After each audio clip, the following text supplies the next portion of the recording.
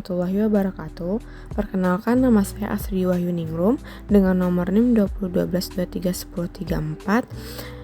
Jadi di sini saya akan membahas tentang video presentasi mengenai sentimen analisis with big data.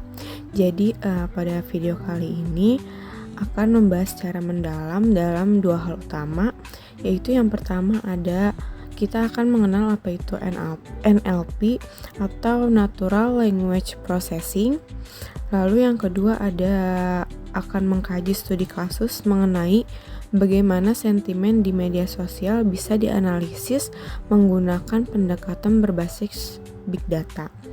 Lalu pembahasan ini juga sangat relevan di era digital saat ini, yang dimana opini masyarakat terhadap suatu topik bisa dengan mudah kita lacak melalui peralatan seperti X atau Twitter, Instagram, atau bahkan TikTok.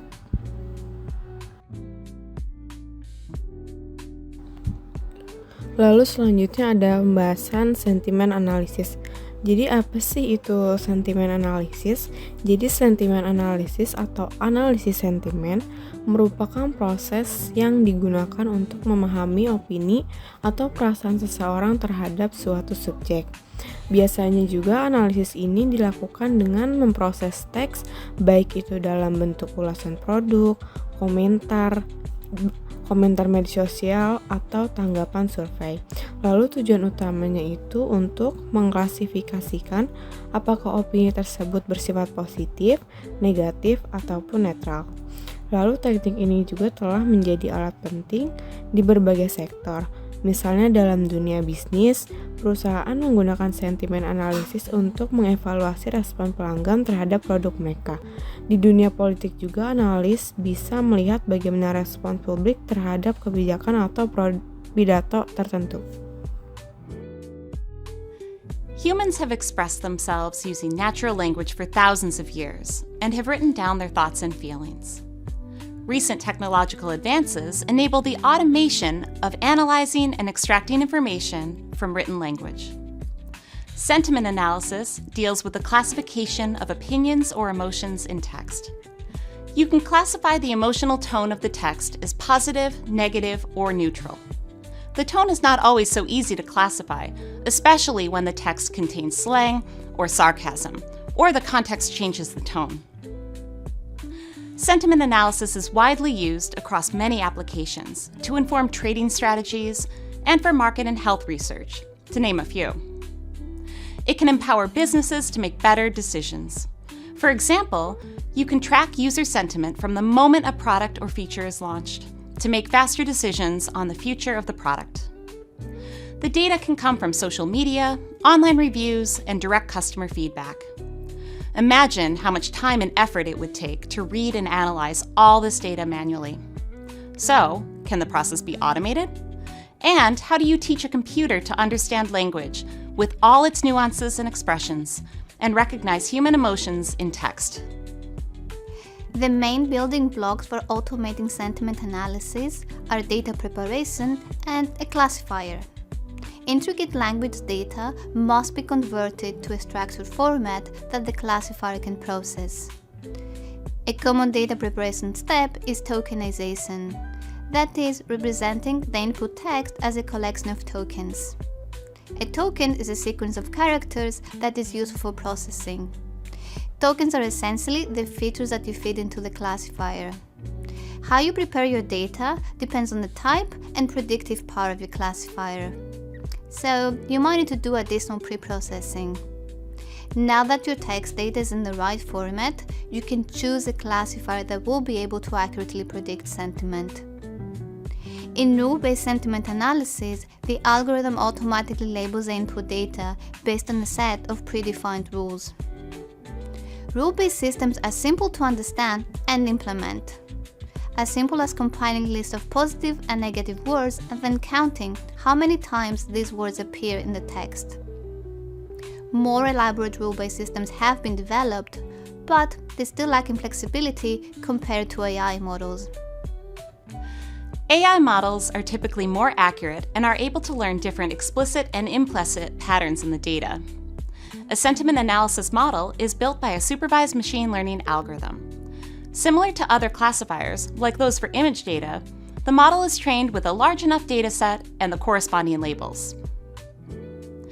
After the model is trained, you can use it for classification. During the inference phase, the model predicts the right label for its input. For sentiment analysis, you can use classical machine learning algorithms like decision trees, or you can use deep learning architectures like convolutional neural networks. Obviously, we have to talk about large language models. LLMs are a special case of deep learning models.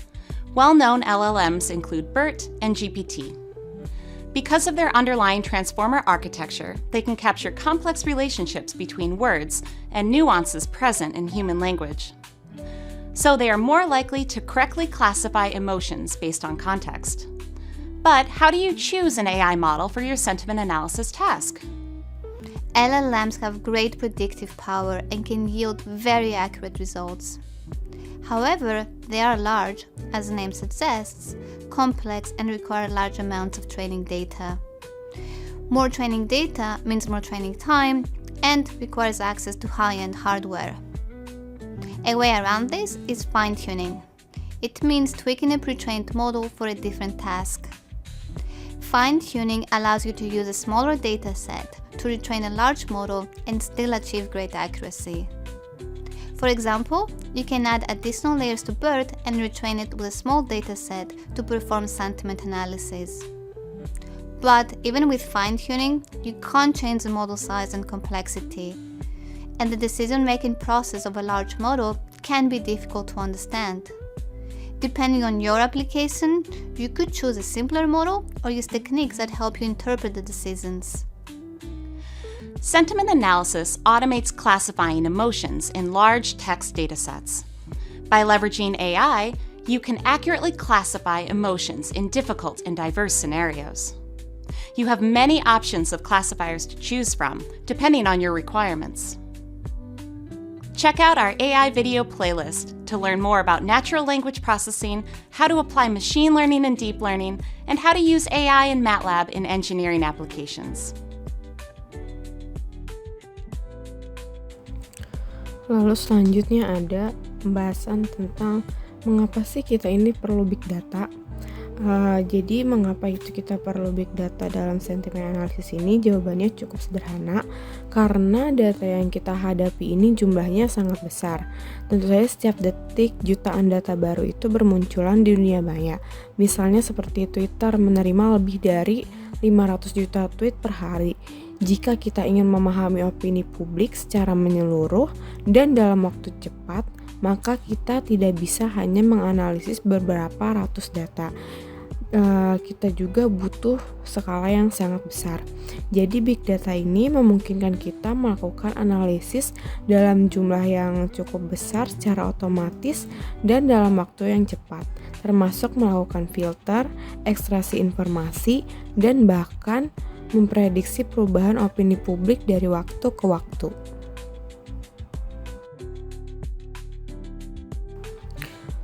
Lalu selanjutnya, apa sih itu NLP? Nah, NLP atau Natural Language Processing itu adalah bidang dalam kecerdasan buatan yang berfokus pada bagian mesin yang bisa memahami, memproses, dan menghasilkan bahasa manusia secara alami. Nah, jadi NLP ini sangat penting karena bahasa manusia itu sangat kompleks. Banyak kata memiliki arti ganda, struktur kalimat itu juga bisa sangat bervariasi, dan konteks sangat menentukan makna. Contoh implementasi NLP itu yang sering kita gunakan sehari-hari adalah Google Translate, chatbot layanan pelanggan, dan asisten virtual seperti Siri atau Google Assistant. Star Wars fans would be familiar with the golden, life-sized hospitality robot, C-3PO. While Star Wars might be set in a galaxy far, far away, the reality of having machines talk and respond to us in a human-like manner is already a reality, which keeps getting more and more realistic with every passing day. The people you ask for queries on websites, your smart assistants, even calls made over the internet, all of them have one thing in common. None of them are actually human. Now, you must be thinking, If they are not human, how do they manage to sound and seem so human-like? How do they respond to me so intelligently? And how are they so articulate? This, my friends, is the magic of natural language processing. What is NLP? Natural language processing, or NLP, refers to the branch of artificial intelligence that gives the machines the ability to read, understand, and derive meaning from human languages. NLP combines the field of linguistics and computer science to decipher language structure and guidelines, and to make models which can comprehend, break down, and separate significant details from text and speech. Every day, humans interact with each other through public social media, transferring vast quantities of freely available data to each other. This data is extremely useful in understanding human behavior and customer habits. Data analysts and machine learning experts utilize this data to give machines the ability to mimic human linguistic behavior. This helps save millions in terms of manpower and time, as you don't need to always have a person present at the other end of a phone. NLP is also a lot more widespread than you may realize. You use it every day in seemingly normal and insignificant situations. Don't know how to correctly spell a word? AutoCorrect has you covered. Need to see if your article or thesis will get flagged for copyright violations? That's okay. A plagiarism checker will search through the web and find any cases of published documents which may match your work line by line. While NLP seems really cool, yet a cutting-edge and complicated technology concept, it is actually pretty easy to learn. You start off with a document or an article. To make your algorithm understand what is going on in it, you need to process it into a form which is easily comprehensible by the machine. This is no different than making a child learn to read for the first time. You start off by performing segmentation, which is to break the entire document down into its constituent sentences. You can do this by segmenting the article along its punctuations, like full stops and commas. For the algorithm to understand these sentences, we get the words in a sentence and to explain them individually to our algorithm. So, we break down our sentence into its constituent words and store them. This is called tokenizing, where each word is called a token. We can make the learning process faster by getting rid of non-essential words which do not add much meaning to our statement and are just there to make our statement sound more cohesive. These words, such as are, and, the, are called stop words. Now that we have the basic form of our document, we need to explain it to our machine. We first start off by explaining that some words like skipping, skips, skipped are the same word with added prefixes and suffixes. This is called stemming. We also identify the base words for different word tense, mood, gender, etc. This is called lemmatization, stemming from the base word lemma.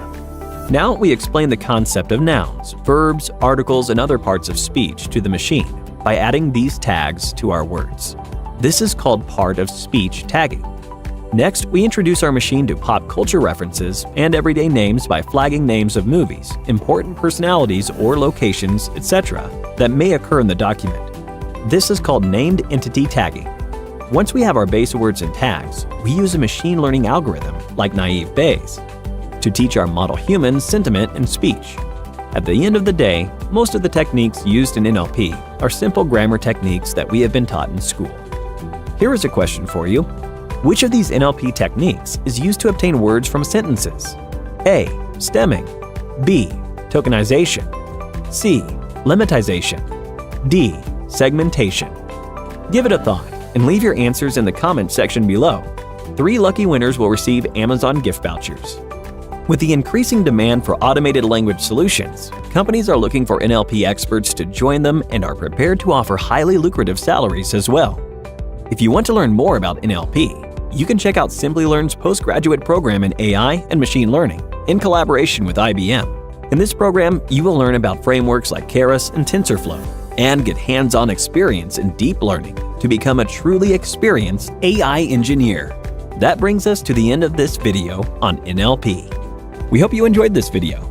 If you did, a thumbs up would be really appreciated. Here's your reminder to subscribe to our channel and to click on the bell icon for more on the latest technologies and trends. Thank you for watching, and stay tuned for more from Simplilearn.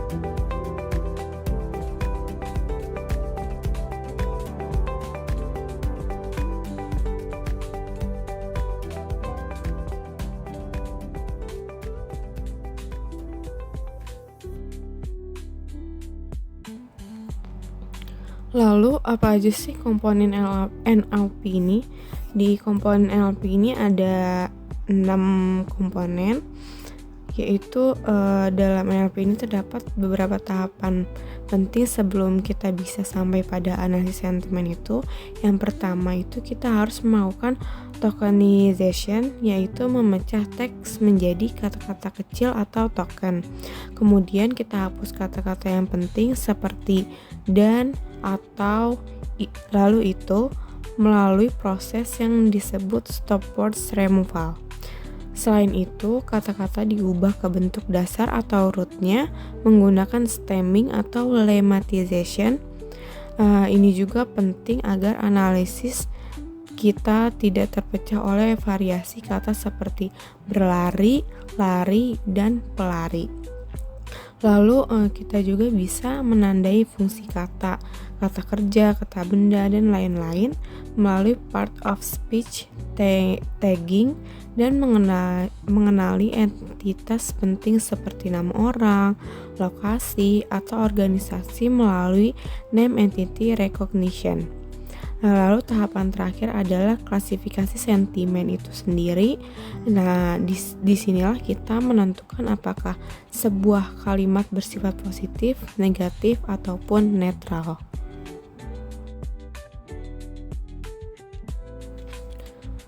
Lalu ada teknik analisis sentimen. Jadi ada 3 pendekatan utama dalam analisis sentimen ini. Yang pertama adalah lexicon based, yaitu menggunakan kamus kata yang telah diberi label sentimen. Kata bagus mungkin diberi skor +2, sedangkan buruk diberi skor -2.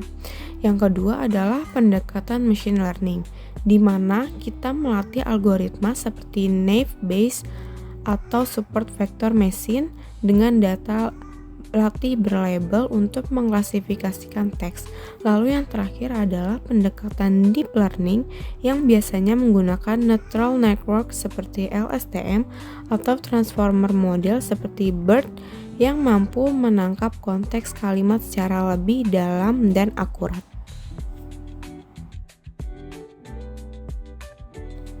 Lalu selanjutnya kita masuk ke studi kasus. Nah, studi kasusnya ini tentang Twitter Sentiment Analysis atau platform X. Jadi di sini misalnya itu kita akan menganalisis bagaimana masyarakat bereaksi terhadap peluncuran film baru atau terhadap pidato presiden terbaru. Jadi platform Twitter atau X ini adalah platform yang sangat ideal untuk ini karena banyak pengguna yang aktif menulis opini di sana.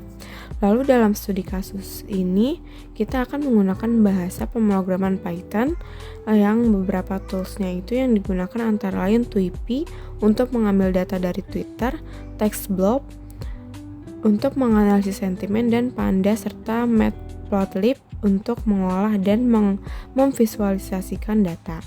Jadi kita akan melihat seberapa banyak tweet positif, negatif, dan netral yang muncul selama periode waktu tertentu.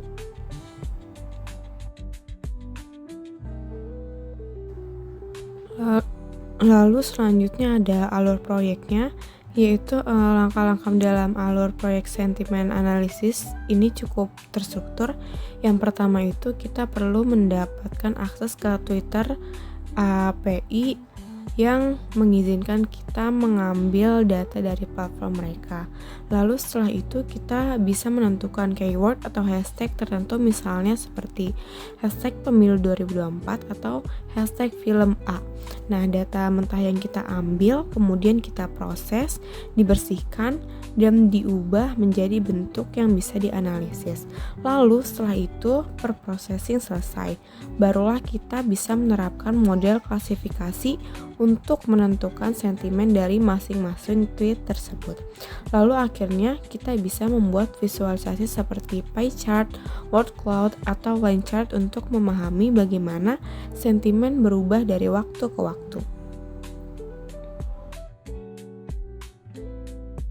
Lalu ada hasil visualisasi. Dalam tahap terakhir ini, visualisasi sangat membantu untuk menyampaikan insight kepada publik atau stakeholder. Lalu pie chart dapat menunjukkan persentase opini masyarakat. Word cloud bisa memperlihatkan topik apa saja yang sering dibahas.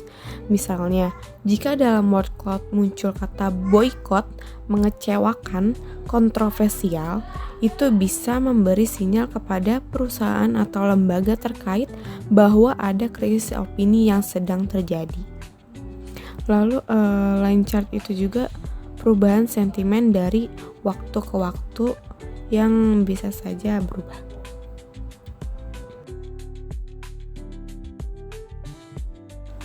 Lalu selanjutnya ada tantangan dan solusi. Nah, tentu saja di sentimen analisis ini bukan tanpa tantangan. Jadi misalnya bagaimana kita mendeteksi kayak gimana itu sarkasme. Jadi orang bisa menulis, wah pelayanannya sangat cepat, padahal maksudnya justru mengejek. Atau dalam konteks Indonesia, pengguna media sosial sering mencampur bahasa Indonesia dan Inggris yang disebut dengan kode mixing. Tantangan lainnya adalah volume data yang sangat besar yang memerlukan teknologi pemrosesan big data seperti Hadoop atau Apache Spark. Lalu untuk mengatasinya, kita perlu menggunakan model NLP yang lebih canggih seperti BERT atau Roberta yang telah dilatih pada berbagai variasi bahasa dan konteks. Lalu pada pembahasan terakhir ini ada kesimpulannya. Jadi sebagai kesimpulan, sentimen analisis yang menggabungkan NLP dan Big Data adalah alat yang sangat powerful untuk memahami opini publik, baik untuk bisnis, politik, maupun riset sosial. Jadi teknik ini memungkinkan kita untuk menangkap suara masyarakat dalam skala yang cukup besar. Meskipun ada berbagai tantangan, teknologi saat ini telah berkembang pesat sehingga kita bisa mengatasinya. Lalu ke depannya, kemampuan untuk membaca dan menganalisis sentimen masyarakat akan menjadi salah satu kekuatan utama dalam pengambilan keputusan.